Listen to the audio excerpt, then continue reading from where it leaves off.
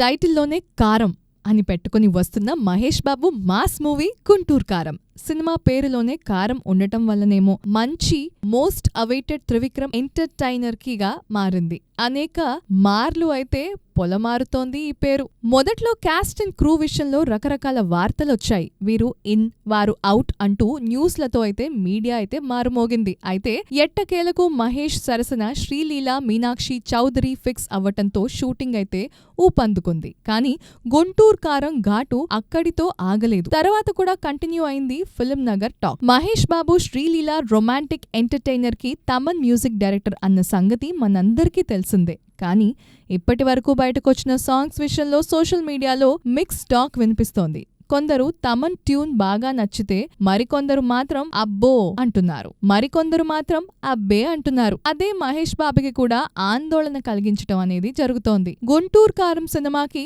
తమన్ అన్న పాటలు మ్యాజిక్ ఇస్తున్నట్లుగా చెప్పినప్పుడు మహీ కాస్త సంశయించాడట. అందుకు కారణం తమన్ వినిపించిన కొన్ని ట్యూన్స్ హీరో గారికి సంతృప్తిని కలిగించకపోవటమే అంటున్నారు. ఇందులో నిజమెంతో గాని ప్రొడ్యూసర్ అయితే క్లారిటీ ఇచ్చారు. అటువంటిదేమీ లేదంటూ అఫీషియల్ గా చెప్పారు. అయినా కూడా గుంటూరు కారం సంగీతం మీద గాసిప్స్ రాగాలు సద్దుమణగటం లేదు. మహేష్ బాబు నిర్ణయం మేరకు గుంటూరు కారం ఫిల్మ్ మేకర్స్ ఒక మలయాళీ టాప్ మ్యూజిక్ డైరెక్టర్ ని అప్రోచ్ అయ్యారంట. ఆయన రీసెంట్ గా తెలుగులో back to back music hits అయితే అందించాడంట.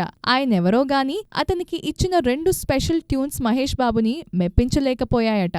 మలయాళీ మ్యూజిషియన్ తో వర్కౌట్ కాక ఈ మధ్య కాలంలోనే ఒక పాన్ ఇండియా మూవీకి అద్భుతమైన బ్యాక్గ్రౌండ్ స్కోర్ అందించిన సంగీత దర్శకుణ్ణి పురమాయించారట. ఆయన వినిపించిన ట్యూన్ తో కూడా మహేష్ బాబు ట్యూన్ కాలేదంట.